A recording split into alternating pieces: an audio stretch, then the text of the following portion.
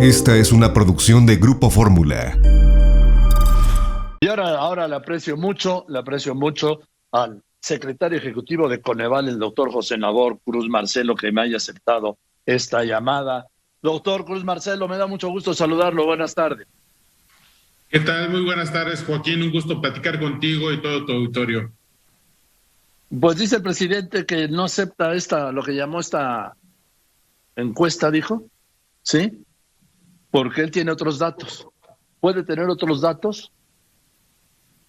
Bueno, Joaquín, en primera instancia, como siempre lo hemos planteado desde Coneval, nosotros somos muy respetuosos de todos los gobernantes, todos los integrantes de los 3 niveles de gobierno del país, pero sí quisiera aprovechar el espacio para contextualizar que entiendo, seguí la mañanera por la mañana, que más bien fue una respuesta a un planteamiento muy insistente por parte del reportero de Reforma, porque un reportero antes, me parece que Irving Pineda de TV Azteca le había también contextualizado las cifras y el presidente había dicho que la respetaba. Entonces, más bien entiendo que es parte de ese contexto. En realidad me parece lo más importante que la parte operativa, Coneval, con todos los procesos de evaluación que de manera continua llevamos con todas las diferentes secretarías de Estado en estos meses y sobre todo las evaluaciones de diseño que realizamos por parte de Coneval a 17 programas prioritarios, pues ahí se ha demostrado claramente la coordinación que ha habido desde Coneval con gobierno federal, como en la retroalimentación que desde estas mismas dependencias ha habido con este trabajo. En ese sentido, justo la información que dimos a conocer el día de hoy,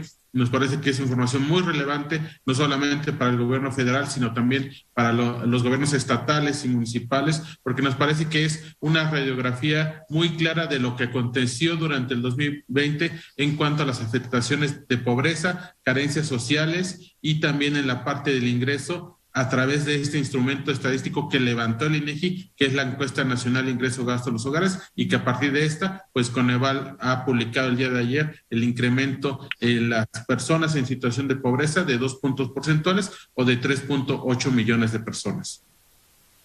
¿Qué es lo que no aceptó el presidente? Dijo, el rechazo es el resultado de esta encuesta. Sí, tengo otros datos, doctor. Claro, y él entiendo que referenció sobre alguna evolución del índice de confianza del consumidor, la parte de la paridad del peso, del tipo de cambio, el tema de mesas, etcétera. Que bueno, pareciera que estos variables macroeconómicas, bueno, han reflejado ciertamente una estabilización posterior a la fuerte contracción que hubo en la economía mexicana el año pasado y que a partir de esa contracción pues también tenemos estos elementos que informamos el día de ayer, sobre todo en cuanto también la afectación a los estados, Quintana Roo, y ya lo habíamos señalado previamente con Coneval, en cuanto a los indicadores de pobreza laboral, ha sido un estado que ha tenido desafortunadamente una fuerte afectación por pobreza laboral, y ayer que dimos a conocer los resultados de pobreza multidimensional, pues de nueva cuenta Quintana Roo es el estado del país con mayor incremento de pobreza laboral. Para ponerlo en perspectiva, el incremento promedio nacional fueron 2 puntos porcentuales, Quintana Roo se incrementó en 17 puntos porcentuales los niveles de pobreza multidimensional en 2020, comparándolos con los de 2018, obviamente como parte de estas afectaciones que ha habido en términos no solo de la pandemia en cuestión sanitaria, sino también en aspectos socioeconómicos. Sí, ahí pues prácticamente cerró Cancún, los hoteles, bares, restaurantes, en fin, todos los servicios turísticos. Así es, y sobre todo también Baja California Sur, otro polo turístico, como bien lo sabemos, sí. Pues son desafortunadamente estas dos entidades, Quintana Roo y Baja California Sur, las de mayores incremento en tanto en personas en situación de pobreza como en pobreza extrema. Claramente la afectación de los ingresos laborales, la caída de estos por el cierre de estas actividades económicas, pues se ven reflejadas ahora mismo en los datos de pobreza multidimensional. Ahora, esto es en cuanto a pobreza que se arroja este incremento. Bueno, el dato aquí que es terrible, ¿no? El 43.9% de la población total pasó a está en pobreza con un incremento del 2%, sí, al pasar del 41.9 a 43.9.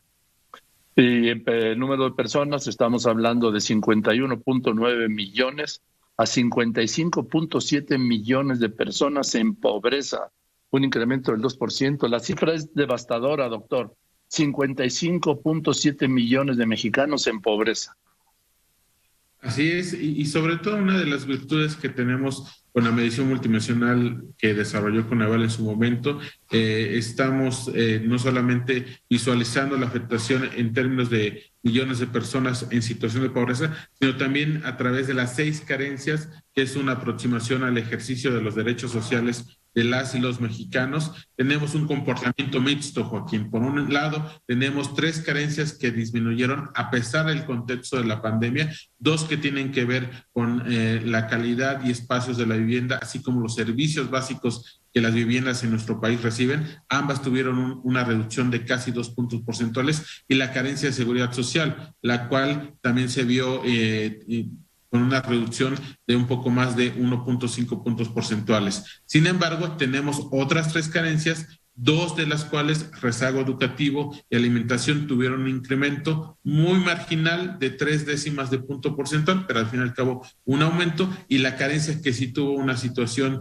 de un incremento relevante fue la carencia a servicios de salud, la cual tuvo un incremento para colocarse en un 28% de la población que para 2020 estuvo reportando la carencia a servicios de salud.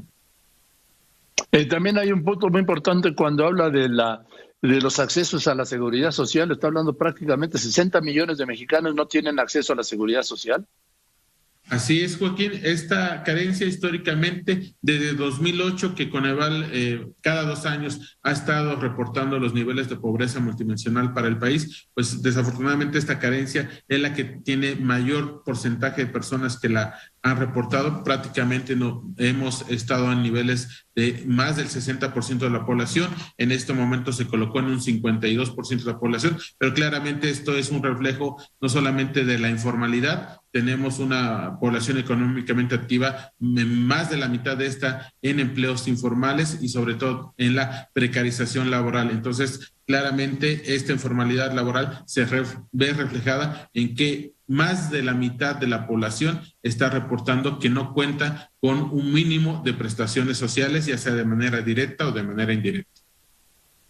Cuando habla de los 55.7 millones de mexicanos en los campos de la pobreza y en los más de 10 millones, en 10.8 millones en pobreza extrema, ¿hay que sumar unos con otros o dentro de los pobres se incluye ya los de pobreza extrema? Efectivamente, dentro de los pobres ya incluimos a este grupo de mexicanos que desafortunadamente están en situación de pobreza extrema. Bien, el tema que hablábamos de seguridad social, pero también veo que hay un incremento en la carencia de accesos a los servicios médicos o servicios de salud. Es decir, por una parte, los programas de seguridad social, por otra parte, el incremento de personas, de la carencia de personas de servicios médicos, y además en plena pandemia, doctor. Así es, Joaquín. A la par de esta batería de información estadística, también publicamos el día de ayer por parte de Coneval unas notas técnicas. En el caso de salud, ahí ahondamos con mayor información que te comparto muy puntualmente cuando comparamos los resultados de la ENIC, de la Encuesta Nacional de Ingreso Gasto de los Hogares que levantó el INDEGI en 2018, pues aproximadamente un 40% de la población declaró en ese momento estar afiliado al Seguro Popular. Esa misma pregunta ahora con la encuesta 2020 que levantó el INEGI, pues prácticamente hubo una reducción al 27% de la población. Es decir, se contrajo 15% la población que en 2020 declaró tener conocimiento que tiene el derecho o la afiliación al INSABI. Pues claramente ese año 2020, el pasado, que fue un año de transición del cierre del Seguro Popular en 2019 y el inicio de actividades de operación del INSABI en 2020, pues sí se vio afectado en cuanto al desconocimiento de las personas que tienen la posibilidad de recibir este servicio. Esto por un lado. Y también otra información que nos parece relevante, Joaquín, es en cuanto al incremento de la búsqueda por parte de los mexicanos de servicios privados de salud. Te pongo también datos muy puntuales. En 2018, aproximadamente 8.5 millones de mexicanos que tuvieron algún problema de salud buscaron atenderse en consultorios de farmacia en 2018. Ahora en 2020 este número se incrementó a un poco más de 10 millones de mexicanos. Y por otro lado, aquellos mexicanos que buscaron una atención médica en 2018 en consultorios u hospitales privados, esta tuvo un incremento prácticamente de 4 millones de mexicanos para 2020. Pasamos de casi 13 millones a 17 millones de 2018 a 2020. En general, la encuesta nos reportó que un poco más de 42 millones de mexicanos en 2020 tuvieron un problema de salud y buscaron atenderse en algún servicio público o privado. De esos 42 millones, 27 millones tuvieron una atención en servicios privados que te comentaba. En general, Coneval está ahora mismo desarrollando una evaluación estratégica del sistema de salud de nuestro país. Daremos en los próximos meses a conocer los resultados, pero claramente hubo muchos factores que influyeron en un año tan complicado en 2020, en esta transición de Seguro Popular al INSABI y consecuentemente también la propia afectación que hubo de la pandemia con la reconversión de muchos hospitales públicos a ser exclusivamente zonas de atención COVID. Fue un año ciertamente muy complicado y esto se ve reflejado claramente en este incremento de la carencia de servicios de salud. A ver, doctor José Nabor Cruz Marcelo, secretario ejecutivo de Coneval. Si el presidente de la República dice que no acepta lo que ya él llama esta encuesta, que es la medición multidimensional, sí, de la pobreza 2020 de Coneval, ¿de qué le va a servir al gobierno este documento? Si él no lo acepta, los suyos menos.